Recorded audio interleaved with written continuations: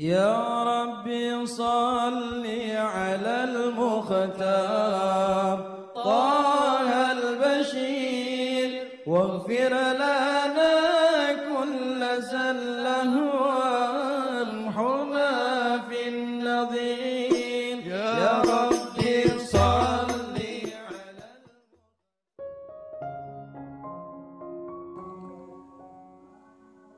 Bismillahirrahmanirrahim. Alhamdulillahi rabbil alamin.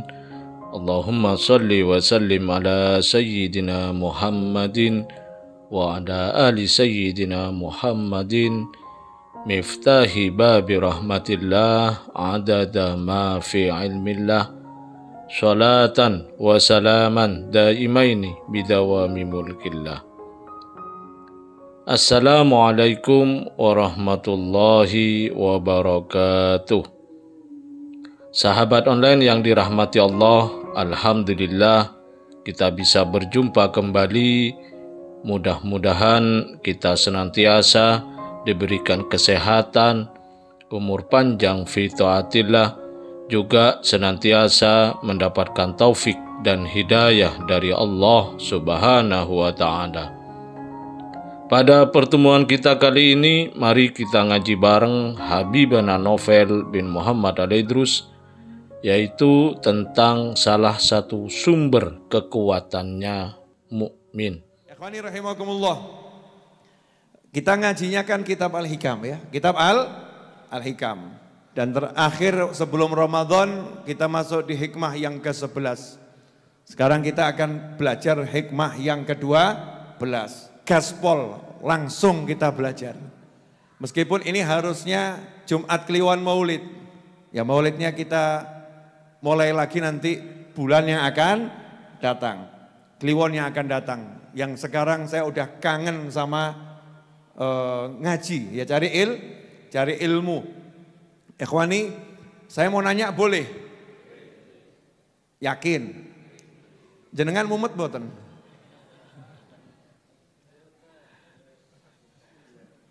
Ya, silahkan direnungkan nanti di rumah masing-masing. Kalau mumet, coba dicek, langsung buat daftar. Apa yang buat mumet?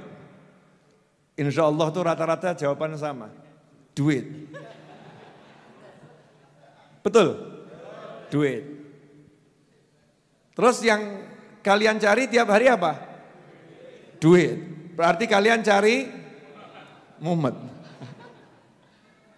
Kalau kita cari mumet, kalau sebab mumetnya duit, pikirannya nyari duit, berarti cari mumet. Karena itu mulai sekarang yang buat mumet tadi harus ditinggalkan. Duitnya ditinggalkan, dalam arti jangan dimasukkan ke dalam hati. Jangan dimasukkan ke dalam pikiran. Dah nyantai saja, ikhtiar kerja, insya Allah nanti ada barokah. Nah kita akan punya kekuatan kalau kita paham hikmah yang ke-12 ini. Hikmah yang ke-12 ini salah satu sumber kekuatannya seorang mukmin. Ya, saya punya hajat cita-cita ya, doakan ya. Saya punya cita-cita itu minimal sebulan sekali ke Mekah ke Madinah. Saya hitung-hitung tuh biayanya paling 40 juta.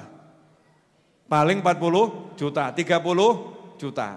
Nah kalau cari duit buat yang begitu, siap, cancut tali, wondo. Semangat gitu, nanti ada semangat. Nyarinya 30, dapatnya 30 M, kan keren. Karena niatnya memang pengen sowan Kanjeng Nabi Muhammad SAW. Jadi kan nafsunya model begitu. Nafsunya pengen ke tempatnya Nabi Muhammad SAW. Pengen ke tempatnya Sayyidatuna Khadijah radhiyallahu ta'ala anha. Ya. Pengen kumpul sama umat Islam di seluruh dunia ya. Dulur-dulurku akeh, warna-warni, dulur kabeh, asyik gitu. Jadi kan itu semangat, itu salah satu cita-cita saya. Cita-cita saya unlimited. Enggak mau saya batasi, yang baik-baik sebanyak mungkin. Pertanyaan saya, ini sebelum saya lanjutkan ke Al-Hikam. Jenengan kalau saya ajak niat model begitu, langsung niat nopo mikir? biaya pergi ke Mekah Madinah selama sepekan kurang lebih 30 sampai 40 juta, kurang lebih. Pilih mikir berangkat atau ora usah mikir? Nah ini yang pengen saya jelaskan sebelum bahas Al-Hikam. Manusia ini disuruh iman saja kok susah. Ya suruh iman aja kok susah. Tadi diajak apa? Niat. Diajak punya pengen. Lah pengen aja kok mikir. Kan cuma disuruh ngapain? Pengen. Lah kenapa mikir? Lah tapi kan sing ngongkon mangkat ki sapa? Yang nyuruh kita berangkat, kamu berangkat siapa? Kan suruh punya pengen. Kalau punya pengen, jangan mikir duit. Orang yang kalau mau pengen ngukur duit, berarti Tuhannya duit. Tapi kalau orang mau punya pengen gak mikir duit, Tuhannya bukan duit. Dia punya Tuhan Allah. Saya punya pengen, saya punya Allah. Duit bukan urusan saya. Tak golek no entuk ya rezeki, no urung entuk ya rezeki. Lo enggak dapat itu juga rezeki lo. Kadang-kadang itu kita dapat tambah delokan kayak sing kayak rompi. Entuk kabeh. Betul. Yang dikasih rompi warna oranye itu. Itu dapat atau enggak dapat? Dapat. Tapi naudzubillah min dzalik. Mau antum begitu, dapat tapi begitu. Moh to ya. Jadi pilih endi? Pilih entuk apa ora entuk? Ya tetap entuk. Tapi selamat. Ada lagi yang dapat. Ya dapat. Tapi omahe kobong. Wah, ternyata rumahnya diasuransikan. Tapi kobong sih. Lagi entuk. Kakinya patah, baru dapat. Wadah itu yang enggak dapat, tapi selamat. Jadi selamat itu rezeki atau enggak rezeki? Rezeki. Nah kita tinggal pengen, saya pengen. Kenapa kamu pengen kok enggak mikir duit? Urusan pengen enggak ada hubungannya mbak duit. Pengen. Yang belum nikah, pengen enggak? Kok meneng kabeh? Ini rata-rata udah nikah ya? Yang belum nikah, pengen nikah enggak? Lah kok jawabnya lambat? Mesti mikir, mbek sopo? Betul kan? Jodohnya belum ada. Dananya belum siap. Lah itu yang membuat manusia itu enggak maju. Kon pengen wae kok ruwet. Baru pengen saja sudah mumet. Baru pengen. Nah orang-orang yang berhasil itu, ya orang-orang yang hebat itu gak akan mikir, tapi menyusun pengen. Apa penginku? Pengen iki, terus punya daftar banyak ngomong sama Allah. Ya Allah, saya punya pengen ini. Lalu takoni mbek Gusti Allah, pengen apa? Mboten gadah harta Gusti. Kamu pengen haji apa enggak? Allah nanya. Ya Allah kan haji kan ada syaratnya, mampu, duit. Indonesia enggak punya duit toh ya. Saya nanya, kamu pengen tidak? Lah mau pengen kan harus ada duitnya ya Allah. Kalau enggak ada duitnya kan buat apa saya pengen? Ini kan orang aneh luar biasa. Jadi yuk punya pengen yang baik-baik, yang besar. Nanti insya Allah siapa punya pengen tekan tuh. Ya, sampai yang baik-baik ya, akan sampai ma'lutuf wal afiyah wassahalah wal jamalah. Dikatakan oleh Syekh Ibn Athaillah Al-Iskandari rahimahullah, wa walidaih wa masyayikhih, man nafa'al qalba mithlu uzlatin yadkhulu biha maidana fikrah. Tidak ada yang bisa memberikan manfaat kepada hati seorang yang berjalan pada Allah Ta'ala seperti uzlah, suatu kegiatan menyepi beberapa saat singkat, beberapa waktu singkat.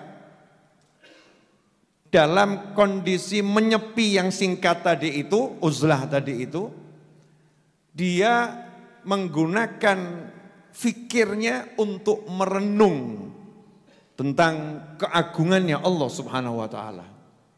Dalam kehidupan ini kalau mau jadi orang hebat, kata para ulama sufi, karena sekarang ada yang merendahkan para sufi, ya, ada yang merendahkan kegiatan tasawuf, ada yang menghina orang yang cari berkah lewat cara-cara yang ya tidak menyenangkan, merusak pola pikir manusia. Maka saya akan jelaskan, sufi itu adalah orang-orang yang hatinya suci dan mengikuti Al-Quran dan Sunnah sesuai petunjuknya para sahabat dan pemimpin umat. Bukan petunjuknya hawa nafsu. Sufi. Kalau dimodernkan jadi manajemen qalbu. Bagaimana ilmu mengelola hati. Bahas sufi yang datang orang ganteng. Masya Allah. Afwan Bebe ya. Jadi orang-orang sufi tersebut, orang-orang hebat tersebut yang hatinya bersih, itu mengatakan kalau mau jadi orang hebat harus bisa melakukan 4 hal.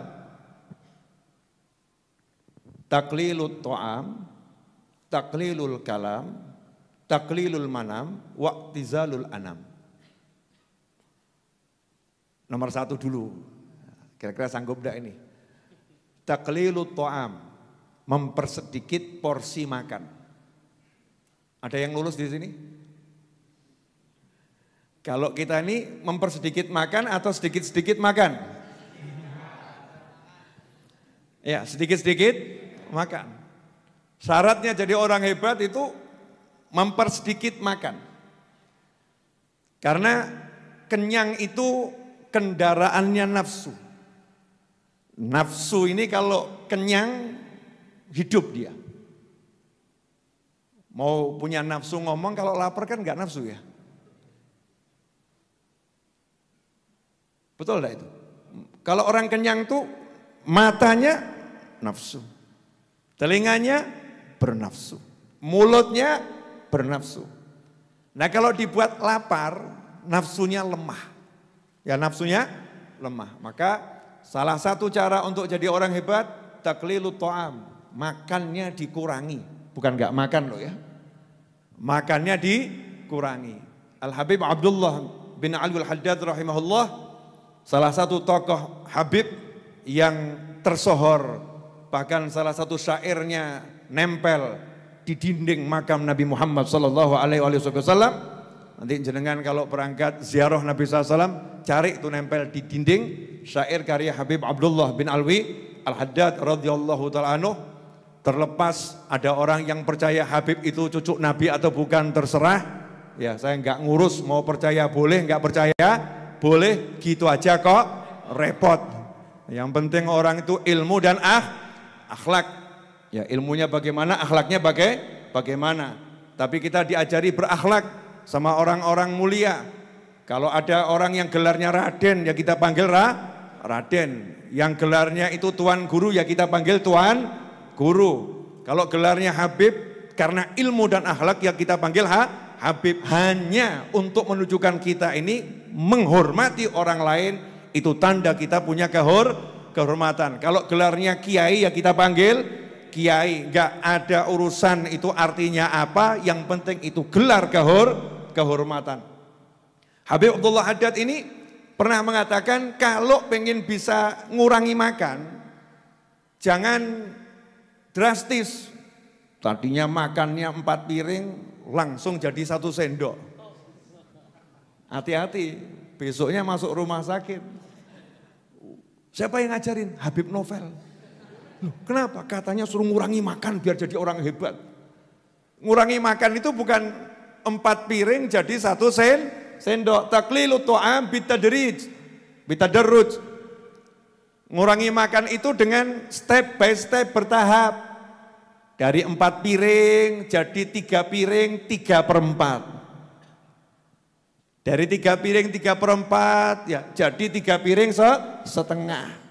Terus sampai nanti lama-lama bisa seperti orang Jawa tempo dulu. Orang Jawa tempo dulu itu makannya 1 biting di sujen ya, 1 biting dikasih nasi full itu cukup buat 1 hari. Simbah rien, putune, Masya Allah kita ini ya. Kalau kita ini di Pulau Jawa, bandingan sama leluhur kita kan bedanya luar biasa. Makanya leluhurnya sakti, karena ya perutnya kosong. Kalau perut kita susah cari tempat kosong. Nah itu sedikit-sedikit dikurangi sampai nanti bisa seperti Imam Malik rahimahullah. Imam Malik itu makannya ketika sahur secuil kurma. Jadi 1 hari cuma sekali makan, ketika sahur secuil kurma. Minumnya ketika berbuka seteguk air. Seteguk loh. Sehingga ke toiletnya dalam riwayat disebutkan 15 hari sekali baru ke toilet. Nah kalau kita 1 hari 15 kali ke toilet. Jadi bedanya banyak atau segitu? Banyak. Kalau kita belum bisa, jangan bilang itu enggak masuk akal. Karena kita enggak latihan. Beliau-beliau itu melatih dirinya. Beliau-beliau itu betul-betul sungguh-sungguh mengelola diri. Bukan setahun 2 tahun, itu berlaku belasan dan puluhan tahun. Nah kita kan dapat cerita ujungnya. Ya dapat cerita ujungnya. Enggak tahu prosesnya. Ini saya jelaskan prosesnya memang pelan-pelan. Kurangi, nanti lama-lama mampu seperti Habib Muhammad bin Husain. Semoga Allah panjangkan umurnya dalam segala kebaikan, kenikmatan, ketaatan, keridhaan. Ini beliau makannya jujur, Bib. Iya, cara antara makan yang satu dengan makan yang lain berapa jam, Bib? Kurang lebih. Iya, 12 jam. Sufi. 12 jam sekali baru makan. Ya, secara umum begitu, ngurangi makan. Dikurangi ya tetap segini. Memang bakat, barokah ya barokah. Itu ada ulama yang tinggal di Madinah 3 bulan gak makan nasi. Cuman minum air zam-zam. Gak makan nasi 3 bulan. Hasilnya ya tetap gemuk. Ya, tapi ada orang yang tiap hari makan 3 piring, 4 piring, 5 piring, awet kurus. Wadah teman saya tuh. Ya, makannya banyak tapi badannya tidak berubah. Tapi ikhwani rahimakumullah, kalau kita bisa ngurangi makan, yang ngurangi makan, nanti nafsunya kurang, rohnya jadi kuat. Rohnya jadi kuat. Taklilu ta'am. Ini kalau dipanjang-panjangkan nanti tidak rampung-rampung. Sedikit makan, mempersedikit makan. Wa taklilul kalam. Hasilnya itu kalau makannya sedikit nanti mampu mengurangi bicara. Nah kalau kita ini walaupun sudah sendiri cari teman bicara. Orang dulu menyendiri ngurangi bicara, kalau kita menyepi cari teman bicara. Kalau nggak lewat TikTok lewat IG, nggak lewat IG lewat Facebook, nggak lewat Facebook lewat Telegram, nggak lewat Telegram lewat WA. Lain dan lain sebagainya. Pokoknya harus ngomong. Banyak ngomongnya. Kenapa? Karena energinya besar, nafsunya itu. Bahan bakarnya nafsunya tersedia. Maka usul thariqah, orang yang menempuh jalan ke Allah, nomor 1 tahap awal ngurangi makan. Taqlilu ta'am, wa taqlilul manam, wa taqlilul kalam, sedikit ngomong. Wa taqlilul manam, nanti hasilnya kalau sudah mampu ngurangi makan, bicaranya kurang, hasil berikutnya tidurnya juga akan berkurang. Kalau perut kenyang itu kok ajib betul ya, habis makan ngantuk. Kalau perutnya itu kosong akan lebih mudah melawan rasa ngantuk. Tanyakan sama yang udah praktek. Ya kalau perutnya itu kosong, ngelawan ngantuk itu lebih mudah. Tapi kalau perutnya kenyang, jangan alasan, menghilangkan ngantuk, makan, baru itu turun mesti. Saya ngantuk, mau melawan rasa ngantuk, 3 piring, yo tidur. Kenapa ya kok bawaannya habis makan kok begini ya. Ngurangi tidur, taklilul manam, bukan gak tidur, tidurnya dikurangi. Buat apa? Ibadah, buat nambah amal soleh, dan yang ujungnya. Nah, ini yang katanya akhir zaman harus dilakukan. Ya, akhir zaman kalau mau selamat harus dilakukan ini. Wa'tizalul anam. Menjauhi pergaulan dengan manusia yang enggak manfaat dunia akhirat. Kalau masih bawa manfaat dunia enggak apa-apa. Bawa manfaat akhirat harus. Ini akhirat enggak manfaat, dunia enggak manfaat. Kalam fadhi, ngobrol tok gak ono duwe. Manfaat gak itu? Gak manfaat. Gak pernah modal. Ngobrol tok, bawa kacang aja gak pernah. Yang ada ngabiskan punya kita gitu ya. Gak pernah. Mijeti aja gak mau. Pokoknya ngomong tok gitu ya. Ora tahu urun. Ya ora tahu urun. Berarti la yanfa' fid dunya wa la yanfa' fil akhirah. Dunia enggak manfaat, akhirat enggak manfaat. Nah, kalau dia masih bawa manfaat akhirat itu cita-cita kita. Enggak duit enggak mau sholat. Tapi duduk, wah ilmunya luar biasa. Manfaat ilmu kan lebih daripada harta buat orang yang paham. Nah, kalau orang yang enggak paham, ilmu tok gak ono duit.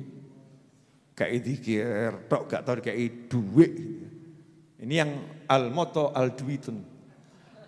Nafsunya moto duitan aja itu. Hanya duit, duit dan duit.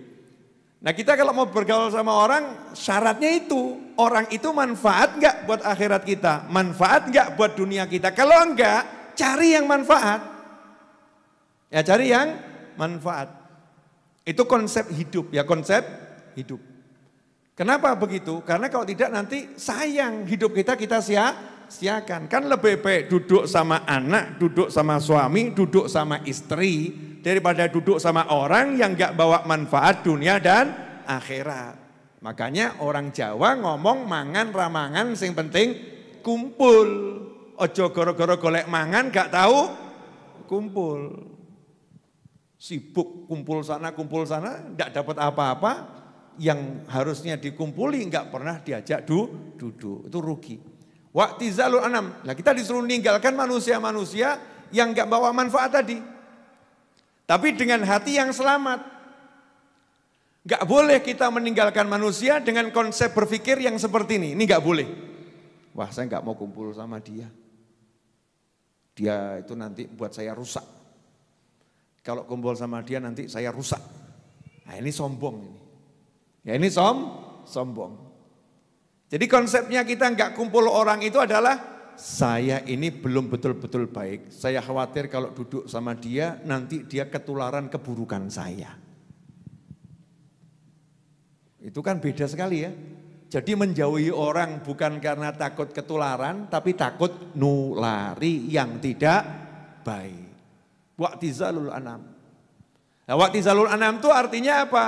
Ya ikut sholat berjamaah, ikut pengajian. Ini namanya menjauhi manusia yang gak manfaat. Kumpul dengan manusia yang manfaat. Lah yang gak paham, saya mau uzlah.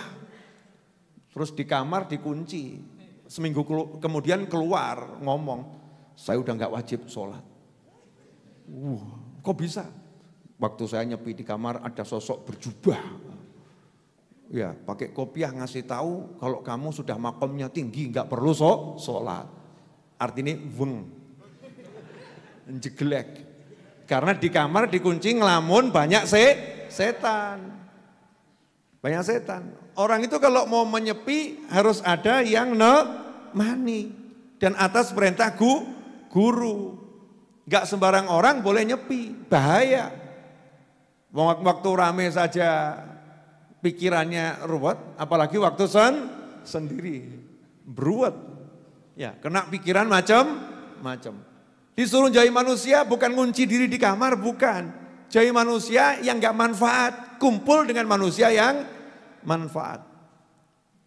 Atau kalau uzlah zaman now, ya, zaman sekarang ini, apalagi di Indonesia, Masya Allah. Kalau orang Solo pergi ke Tawangmangu, ya, duduk di tebing atau apa ya, lihat indahnya pegunungan, bukan lihat indahnya orang yang ke gunung. Ini ada yang naik gunung cari indahnya orang yang ke gunung. Na'udzubillah min dzalik. Pergi ke gunung lihat indahnya pegunungan. Ya Allah. Hijau, seger. Di situ nanti pikiran, fisik, tubuh, hati jadi nyaman. Dalam kondisi yang seperti itu, maka nanti kita bisa berpikir yang lebih tenang, berpikir yang lebih bagus. Karena itu dikatakan tafakkur sa'ah, dikatakan dalam sebuah riwayat, orang yang merenung sesaat itu lebih utama daripada beribadah sekian tahun ya. Saya takut salah, itu ada sebuah riwayat. Ya, orang yang merenung sesaat maka lebih utama daripada ibadah sekian tahun. Ada mengatakan 1000 tahun, ada mengatakan setahun. Intinya merenung sesaat itu bisa nilainya mengalahkan ibadah yang sekian lama. Ya contoh, ini contoh ya. Ada orang, naudzubillah min dzalik ya, dibisiki setan mau bunuh diri. Ada. Bojone ngamukan. Ipine yes kaya ngono, koncone megelno ati, ya utange gak entek-entek. Dia merasa hidup sudah gak ada artinya buat aku. Melek keliru, merem keliru. Ya germelek soalnya cik mumet. Sudah pepet dia mengatakan gak ada solusi buat saya. Terus dapat nasihat kok masuk. Coba kamu merenung di depan akuarium. Lihat akuarium, kok ya subhanallah merenung. Iwak neng kotak cilik we ora dikongkon obah ya obah terus kok. Lho kowe iki ning donya gedine sakmene kok kon muter we ngomong ora ana nggon gua aku. Mosok kalah mbek iwak aku. Akhirnya muncul semangatnya. Saya akan bergerak, masa kalah sama ikan. Ikan ki muter, orang ngerti majikannya ngeki kapan, tetap muter. Betul ya? Kita yang melihara ikan gak punya janjian, nanti pagi kita kasih sarapan ya, gak ada janjian. Bahkan kita gak ada jaminan, wak, ojo khawatir. Neng akuariumku tak jamin gue, gak ada. Itu ikannya bergerak terus ya. Tidur ya bergerak, gak tidur ya bergerak. Dan makan, ya ikannya makan, majikannya sudah lupa, Allah enggak lupa. Tiba-tiba kok ya ada laron mati mendadak, ya jatuh ke kolam, kok ikan yang lihat ini makanan yang belum pernah saya rasakan, ya dimakan sama ikan, karena bergerak terus. Nah ikhwani rahimakumullah, akhirnya dia jadi semangat untuk bergerak. Bunuh dirinya gagal. Ya bunuh dirinya gagal. Mungkin selama ini dia ibadah, hatinya jadi putus asa. Tapi gara-gara dia tafakur, hatinya jadi punya asa. Karena mau merenung. Maka orang yang merenung seperti ini kan nilainya lebih dari ibadah sekian tahun. Wong menyelamatkan nyawa. Berhasil selamat dari su'ul khatimah. Na'udzubillah min dzalik. Karena itu ikhwani, orang yang cerdas menyiapkan waktu untuk merenung. Harus punya itu, merenung. Ya paling gampang tuh merenung ba'da sholat, habis sholat. Nah, masalahnya habis sholat disuruh merenung gak mau. Habis salam langsung handphone yang dicari. Suruh nyingkirin handphone selama sholat sampai selesai 15 menit, singkirkan handphone. Saya tak pegangan tangan atau tasbih terserah, mau pakai tasbih boleh, pakai tangan boleh, pakai batu boleh, pakai gelas boleh.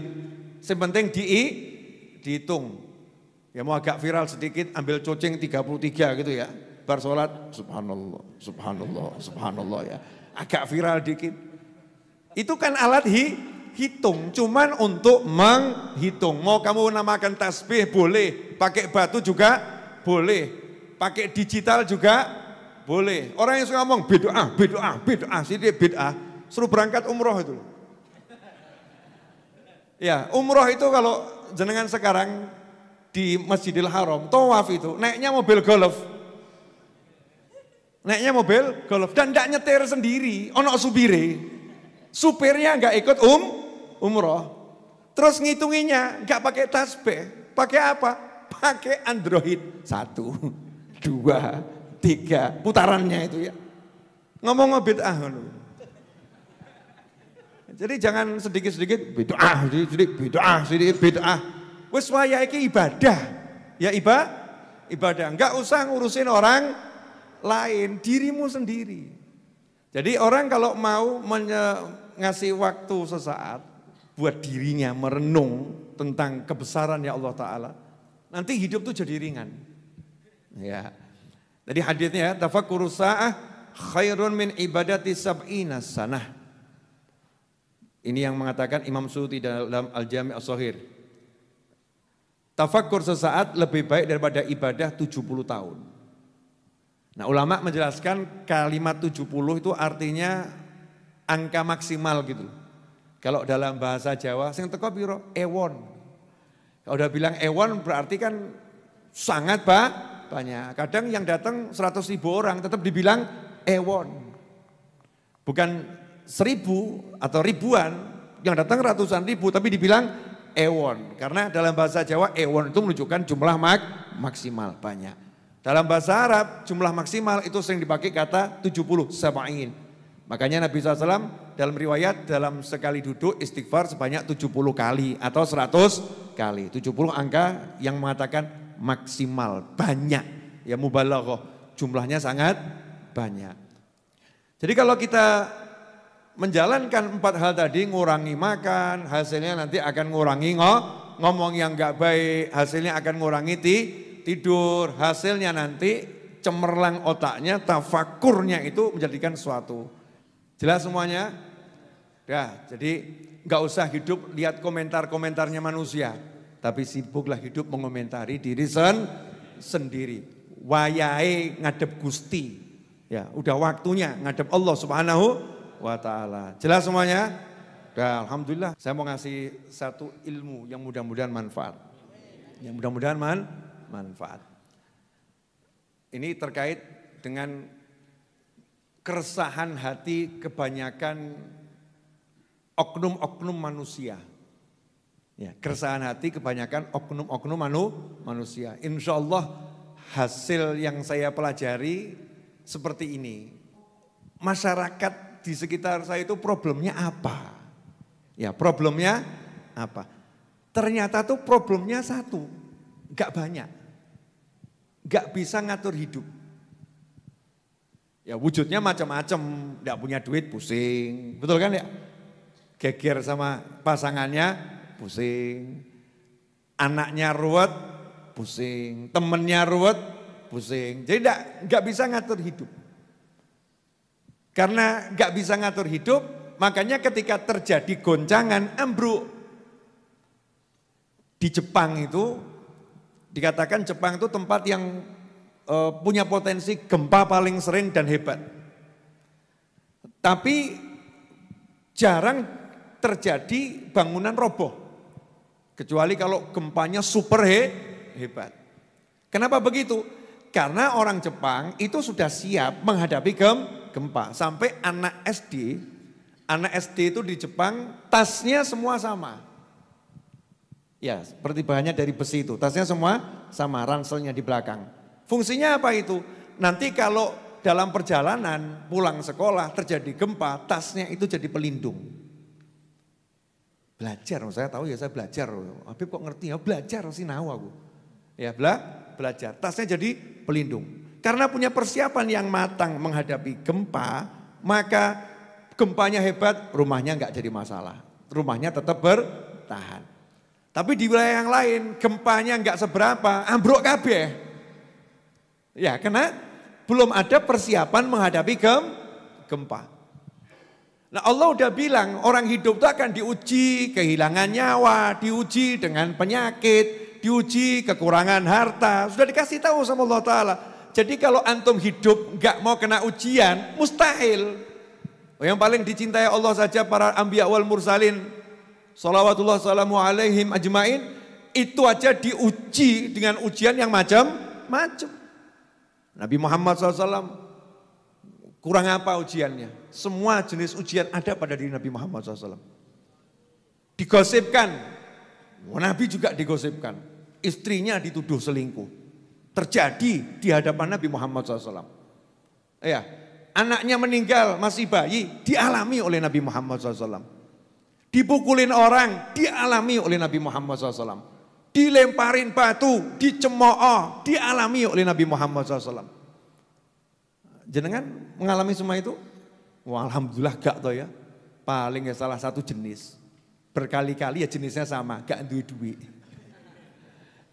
Berkali-kali tapi jenisnya sama, gak punya uang. Nabi SAW dengan istrinya Sayyidah Khadijah radhiyallahu anha 3 tahun makan dedaunan. Karena diboikot. Diuji. Orang yang dicintai Allah ujiannya besarnya luar biasa. Jadi kalau hidup gak kena ujian itu mustahil. Ya mustahil. Tapi coba cek bumi kita ini. Bumi kita ini kan di angkasa. Bumi ini kan di angkasa. Muter. Gak berhenti muter. Bumi itu muter. Digali, dibom, diapa-apa ke bumi ini kan ya. Untuk ngebur itu kan dengan dinamit, dengan meriam dan lain sebagainya. Kok buminya gak remuk-remuk ya? Kok gak jeblok-jeblok ya? Ya kan? Kena meteor misalnya itu ya. Kok gak bung? Kok enggak ya? Kok masih tetap kokoh? Di apa namanya garis edarnya, enggak goyah itu. Kenapa? Allah buat bumi itu kokoh, tahan goncangan. Dan Allah buat mukmin itu tahan goncangan. Mukmin. Ya mukmin. Maka kalau antum pengen kena goncangan tapi tidak goncang, syaratnya itu ya jadi mukmin beneran, enggak ada jalan lain. Bukan punya tabungan banyak, enggak jamin.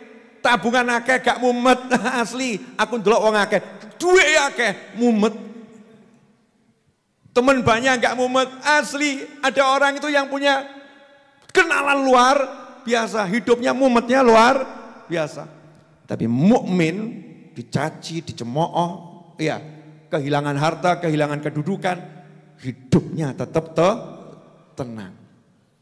Kenapa bisa begitu? Karena dia bersandar pada Tuhannya, bersandar pada Allahnya, gak bersandar pada yang lain. Nah sekarang ini penyakitnya masyarakat, kita ini ya, kita kan termasuk masih punya banyak penyakit. Kita duduk bareng ini kan saling berobat, minta kesembuhan dari Allah Subhanahu wa taala. Hati kita sering digoda, alladzi yuwaswisu fi sudurin nasi minal jinnati wan nas, itu adalah kekhawatiran nanti kalau kamu gak punya duit bagaimana? Nanti kalau. Jadi kalimatnya itu bisikannya serupa. Nanti kalau. Cara menjawabnya sederhana. Kenapa nanti kalau? Wong sekarang aja begini kok. Ya, sekarang begini aja saya sudah ngalami kok. Ngapain mikir nanti kalau? Ya udah yang sekarang ini saya nikmati. Gimana biar bisa nikmat? Ya kita nyambungkan hati sama yang ngasih nikmat. Kalau hatinya nyambung sama Allah itu nanti semuanya kondisinya apapun tetapnya nyaman. Tetap enak. Kalau hatinya nyambung sama Allah SWT. Berarti solusinya paling gampang bagaimana? Jalani hari demi hari, sambungkan hati ke Allah. Ada orang itu yang Masya Allah hanya gara-gara pengen tandurannya tumbuh ya, tukul dengan bagus. Tiap hari ditontok disirami, bahkan dikasih meteran di sentimeter. Hari ini tumbuh sekian mili, disirami lagi, dipantau. Jangan sampai kena angin, jangan sampai kena hujan berlebihan. Kalau hujan diangkat potnya, ditaruh dalam, terang ditok ke meneh. Ini enggak kena matahari, kasih sinar matahari. Wah ini enggak boleh kebanyakan, dipindah. Hanya karena pengen bunganya atau pohonnya itu tumbuh. Nah kalau kita pengen hati kita kuat ya harus begitu. Ya disirami, ya dijaga, ya dilindungi. Dihubungkan ke Allah Ta'ala, perjuangkan itu. Caranya bagaimana? Ini salah satu caranya. Saya nggak ngomong di sini ya, ini salah satu caranya. Dimanapun, entah di kampung kita, entah di rumah kita, entah di tempat tetangga kita, majelis ilmu dzikir ini salah satu cara yang efektif nyambungkan hati ke Allah Subhanahu wa Ta'ala. Pertahankan itu. Nanti tiba-tiba kita akan kaget. Loh yang lain tuh gitu sudah gelundung ya, alhamdulillah ya. Kok saya luwih parah kok yo. nyantai, sing aslinya sing gak waras apa ya? Ojo-ojo aku sedan mungkin ya. Kok gak kroso ya, glundung kok gak apa-apa, dia iki lagi kepleset didik, kok wis kaya ngono gitu. Ya kenapa begitu? Karena hati kita dijaga sama Allah Subhanahu wa ta'ala. Clear semuanya? Alhamdulillah kita telah menyimak penjelasan dari beliau. Semoga ilmu yang telah kita peroleh ini dari Habibana Novel bin Muhammad Al-Idrus menjadi ilmu yang bermanfaat bagi kita, keluarga, dan anak cucu kita. Dalam kehidupan ini, kalau mau menjadi orang hebat, kata para ulama sufi, harus melakukan 4 hal. Yang pertama, mempersedikit porsi makan. Karena dengan sedikit makan, nafsu akan menjadi lemah dan ruh menjadi kuat. Cara mengurangi porsinya jangan drastis, namun bertahap agar tidak menimbulkan mudarat pada diri. Yang kedua yaitu mengurangi bicara. Dan selanjutnya mengurangi tidur. Dan yang keempat menjauh dari pergaulan yang tidak ada manfaatnya. Baik dunia, lebih-lebih tidak manfaat untuk akhirat. Mendekati pergaulan yang bermanfaat seperti ikut hadir majelis ilmu, hadir majelis-majelis kebaikan. Orang yang cerdas adalah mereka yang menyiapkan waktu untuk merenung tentang keagungan Allah Ta'ala. Jangan sibuk mengomentari orang lain, tapi sibuklah mengoreksi dan memperbaiki kekurangan diri sendiri. Habibana Novel bin Muhammad Al-Idrus juga mengatakan terkait keresahan banyak manusia yang terjadi saat ini.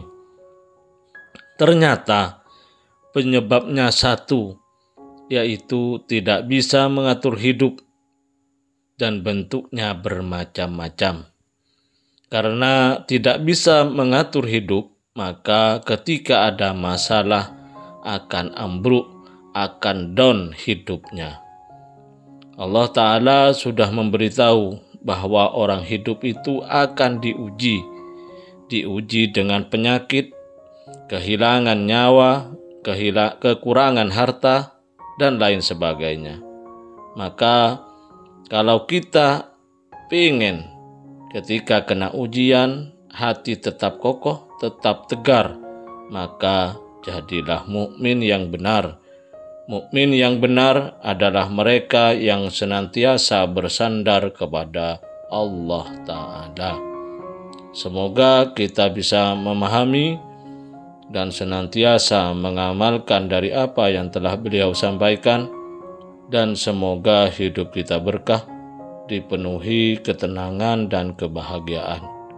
Amin ya rabbal alamin. Wallahu a'lam bishawab. Semoga barokah dan manfaat.